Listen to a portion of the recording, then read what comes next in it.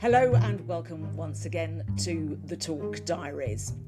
Ukraine is entering the fifth year of its conflict with Russia, and there appears to be a stalemate, really in terms of the conflict, but also in terms of the suffering of the people within Ukraine. What is that suffering like, and also how can communications play a role to get Ukraine out of this situation and move forward? Well, joining me is Simon Haselock. Welcome. He is an ex-Marine, but has worked extensively in communications for the EU, for the UK. He's worked in Bosnia, Kosovo, Iraq, and no doubt other countries too, Simon. But most importantly, you've just come back from talking to senior officials in Ukraine. So the first question I have for you really is, how are you witnessing the war in Kiev, which of course is not on the front line per se, but is profoundly affected? Definitely. I mean, you've heard about what the weather has been like of recent months and weeks, and certainly I experienced that. I mean, the temperature during the day in Kiev was minus 16 and up, and at night minus 22. And this is a city where the electricity infrastructure has been targeted by the Russians, meaning that there's very shortage of electricity, which means there's no heating, and water is difficult because the electric pumps that maintain the pressure are down. So life in Kiev is pretty miserable when you consider that it's so cold and there's no heating. But the people are still remarkably resilient. Nonetheless, I mean, there are very serious health risks associated with that. Some of them lives in very high blocks of flats. Access to water is limited because if you don't have electricity, you can't pump the water. Oh, absolutely. And one of the colleagues I was working with is a pregnant lady who lives on the 17th story of a block of flats. When the electricity is down, she can't use the lift. There's no water. So this pregnant lady has to walk up 17 flights of stairs with water just to sort of carry out her normal sort of daily life. So it's pretty miserable. The other thing that I think is striking is the fact that in Kiev there's an absence of men. You don't see as many men as you'd expect to see because so many of them are at the front. And there's also a sort of striking amount of injured and limbless people around, which again is something, I mean, it's not on every street, but it's something that is certainly past remarkable. It's something that you notice and you think, well, this is not a normal city in a normal set of circumstances. So pretty broadly, the war is obviously after 5 years is affecting them significantly, just in the way they have to live, the lack of basic infrastructure, water, electricity, etc. The fact that the demographics of the city are different because of everybody being at the front, and the implication of the number of casualties that are coming back from the front is pretty striking. What do people think about where the war is and what they want to happen next, or how they see a way out of this conflict? Well, I think, there is no matter how difficult life seems to be, the thing that struck me was the resilience and determination of everybody I spoke to. There was nobody at all thought that the peace process that's been discussed or the offer that's on the table was worth it. They all are very, very firmly of the view that any ceasefire alone, not let alone a sort of full peace process, should only start along the line of conflict as it now stands. There should be no concession to land whatsoever of anything that's not yet been taken by fighting by the Russians. And there was certainly no idea that the land that has been taken by Russia should be conceded. It may be an opportunity to have a ceasefire along that line and perhaps discuss the status of that space. But there was no view, no feeling that I could discern that people were prepared to give up territory in the pursuit of peace. They seem to think that they want to go on and that they should have a fair and just settlement, which doesn't mean that Putin is rewarded for what he's done. So we've seen efforts by the Trump administration not quite come and go, but certainly peak, and it doesn't seem to have resolved a great deal or seem to have a lot of future to it. What role do communications now play? I've said that you've been working in communications in a series of conflict zones. How important are they and what role do you play? Well, first of all, I mean, you just have to look at domestic politics, and you see immediately how attitudes and opinions are shaped by the way they communicate things. I mean, they either do it well or do it badly. The current government is getting flack because nobody thinks that the government in the UK has a proper story. Well, that's essentially the thing that you need in a circumstance like Ukraine. What is Ukraine's story? How does it make its case to its own people about maintaining resilience and maintaining defiance, knowing what it needs to do in situations like mobilization, any form of conscription, how do you save electricity, all the sort of public service information that they need in order to bolster their resilience. Where do they stand on the international stage? What's their story to the rest of the world? How do they maintain the support of those people that are sending weapons and money and resources? And how do they maintain support or try and gain extra support in the corridors of power in the UN, etc., when it comes to things like the Security Council? And finally, how do they take on Russian disinformation, which has been so effective throughout this whole process? I mean, if you consider that the war in Ukraine has been going since 2014, that's before the major invasion, and the interference that Russia has done in European affairs and Western affairs for many years, and how effective that's been in sort of creating division and issues, then you realise that it's a very, very effective part of the armoury. There's been a lot mentioned, and those of you who look at things like the recent UK Defence Review will notice that how much emphasis was placed in there on the non-kinetic, i.e. the non-sort of formal military parts of defence, and that is, how do you defend against cyber attack, how do you defend against information attack, how do you maintain morale, how you make sure that disinformation doesn't undermine your resources. Those are the things that communications are important about. When you talk about Russian disinformation, are you talking about that in the context of Ukraine, the EU, the US even, and what type of disinformation has been particularly effective? Well, I mean, in all those circumstances, because I don't think Russia sees them like we do, as silos. I think they see attacks against the West broadly as part of the same thing.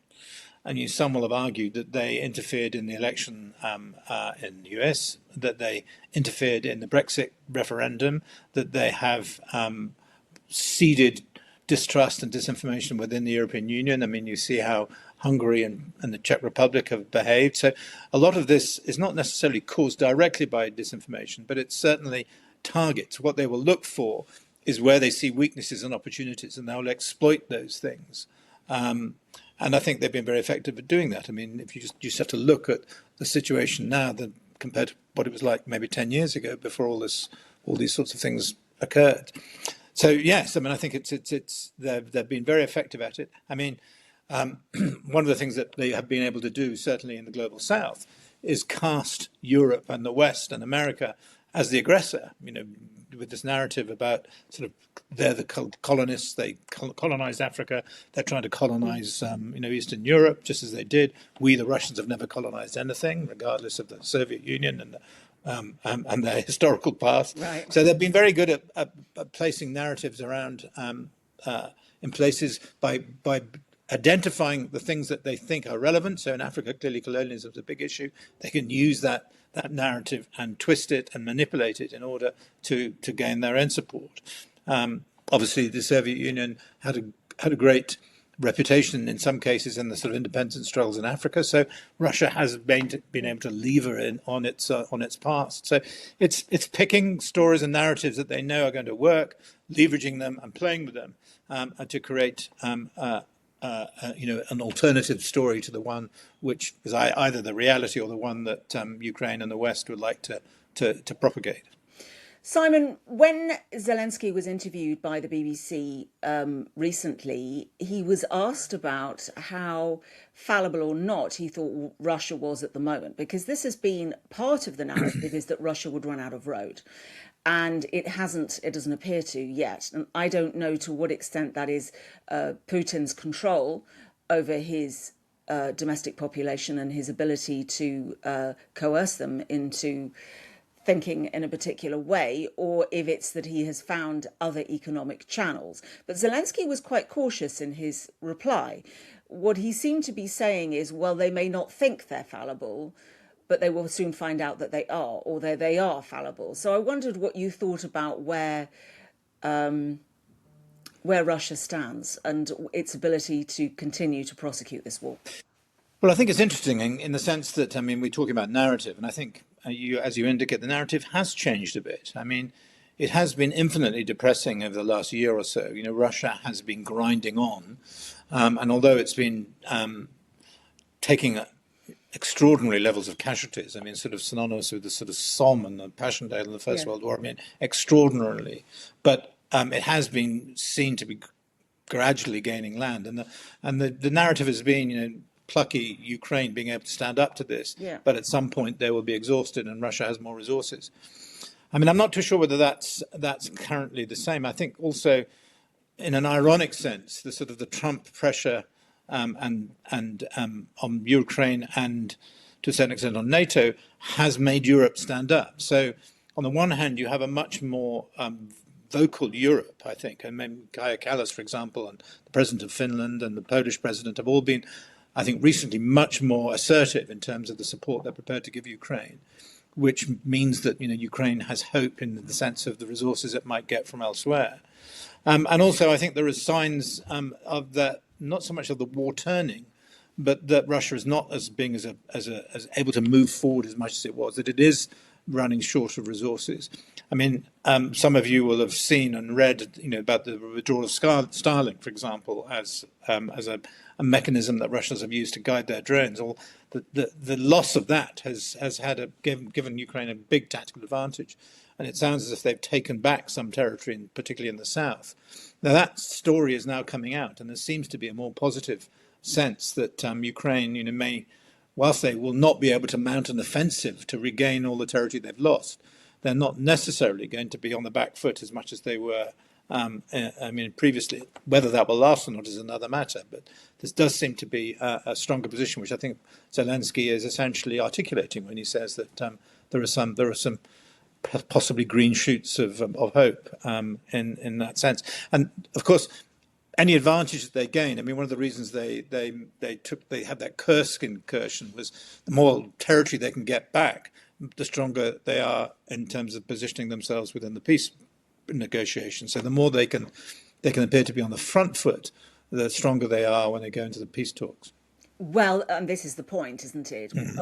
What position you're in when you go into peace talks is very important, and we have seen in past conflicts an attempt ahead of peace talks solidifying, gelling, coming to a conclusion, that there is an attempt sometimes to move the front line, because that's always the starting point. So what could be put on the table here? What do you think Zelensky is not happy, that he is prepared to put on the table? Because the reason I ask that question is that any concession regarding territory, when you compare to the pre-2014 lines, really gives Russia a chance to regroup and find another platform to attack if that's what it wants to do in the following years. And this is what Zelensky has consistently said, and it has some truth. It has a large amount of truth in it, doesn't it? But Trump, of course, was pushing for exactly that, concession of territory. So how could this be resolved if Ukraine is, as you say, in a marginally stronger position than it was, say, for example, a few months ago? Well, I'd say a couple of things. I mean, first of all, peace theory always says that before peace agreement or peace talks can really work, there needs to be the conflict needs to be ripe for that, and that means that either both or one of the partners needs to accept that it's not going to get any further advantage from war.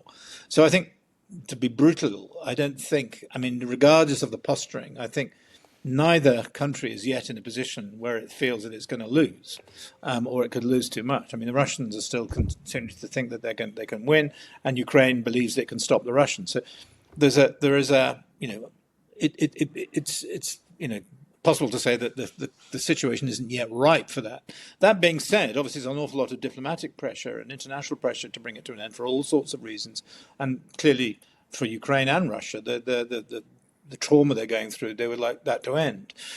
So I think, I mean, the minimum, I think that Zelensky is saying, and from what I can gather, talking to ordinary people in Kiev, is that they are prepared to accept a ceasefire not a final agreement, a ceasefire that recognises, as I've said, the current front line.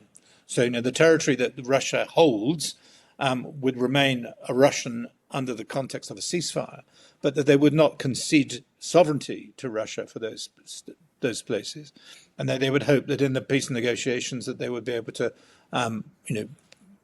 get a different outcome as far as who actually has sovereignty over that territory.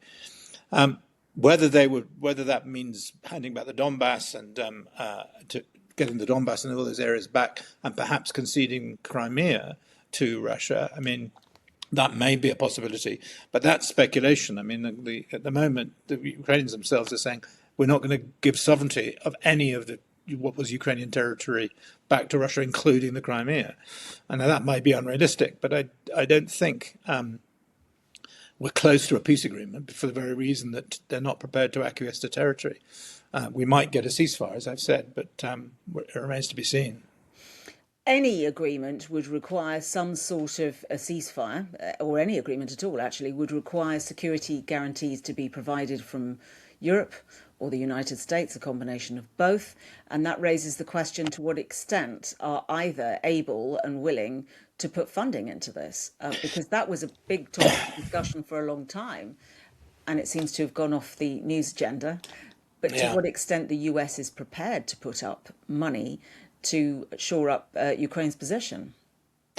Yes, it's very difficult. I would not. I'm not sufficiently close to it to understand what the USA's intentions are, and we're all. I think even. But let me interrupt you there, if you would. The communication around that is also important. We're both communication people, and the communication around that has been extremely confusing.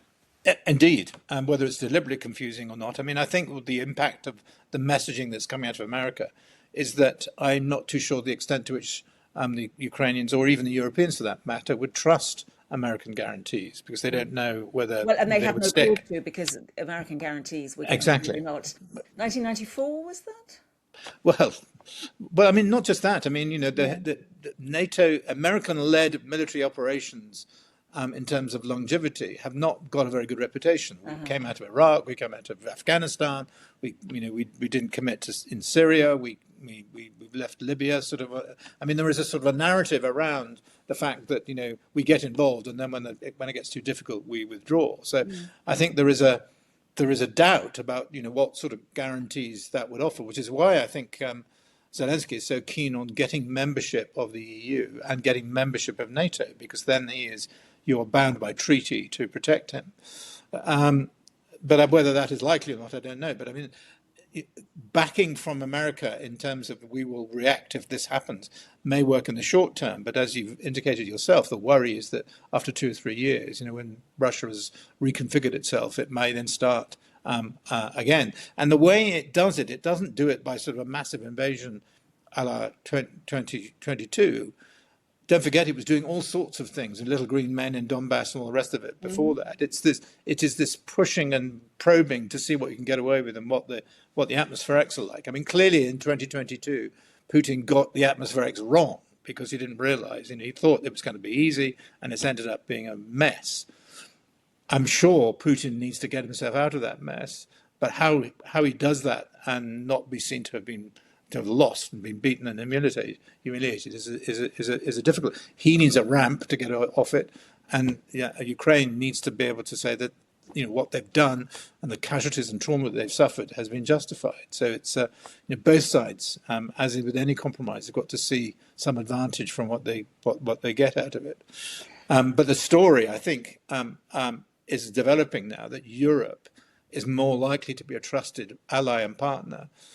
There are serious discussions going on with the EU about whether Ukraine can become part of the European Union. NATO might be more of a stretch, but if it's part of the European Union, then that provides some constitutional guarantees rather than just the sort of commitments of troops, etc. But I think it's a difficult one, because, as I say, trust is the issue, and that is again a communications question. What are the messages? What are the communications stories you're going to put out to rebuild trust? Zelensky the other day said he was disappointed in the way Europe had supported them over time. It's been this gradual support. They ended up giving Ukraine what they asked for, planes and tanks, but 2 years after they Right. really needed them. So it's this sort of this almost resentful sort of support, rather than say, right, we're going to give them the resources they need to finish this from the very beginning. So I think, there's this idea that it's an incremental support and that they need sort of cast iron guarantees, and that those cast iron guarantees are very difficult to believe in.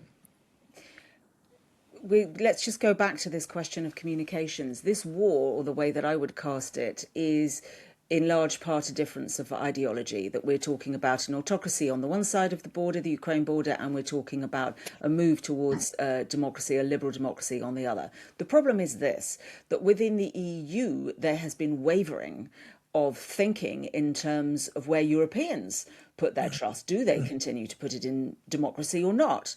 And if they are more, shall we say, seduced by other systems, does it not undermine the political support within the EU for what Ukraine is trying to achieve? The entire narrative surely has to be, we are fighting for something that we all believe in, and if we don't fight for it, then it will be undermined. And yet we see, because of what is being described as populism within the EU, pockets of it, but it's pretty strong pockets of it, in Germany, the UK, obviously Hungary, Romania, many countries, France, that narrative itself is being undermined. Is that fair to say? I absolutely do. I mean, and I think, I wouldn't say that they're the cause of it, but Russia has been, active in encouraging that because it suits their purpose, obviously, to build division within Europe, as I said earlier.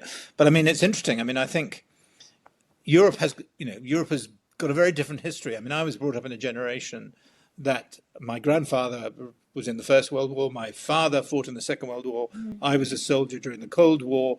You understand the world in a very different way to a generation that's been brought up since the end of the Cold War, the collapse of the Soviet Union. Yeah.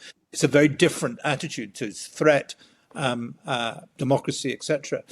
There was a YouGov survey, I think, a few months ago, which suggested that up to 48% of under 30s in Europe didn't necessarily believe that democracy was the best form of government. Now, that's extraordinary. And that is obviously a communications issue. To what extent, there's a democratic deficit. Not only do they not necessarily believe in democracy in the way it's panned out, and we can, to a certain extent, you can understand that in the way our politics has been recently, but also they don't vote. So they don't go to. So when you get an election, the people who actually turn up are only sort of less. In some cases, less than 50-60% of the voting population. So that does indicate that there is this democratic deficit. And my view as a communications person is, and having been involved in discussions at the EU at a senior level about how they can push back on the narrative, is that Europe, to a certain extent, I mean, one of the tragedies of don't misunderstand me, I'm not an advocate for Donald Trump, but what he's good at doing is picking up on issues which have some resonance. Yes. The notion that Europe has lost its way, to a certain extent, has some truth. I mean, it has become very introspective, very apologetic for stuff.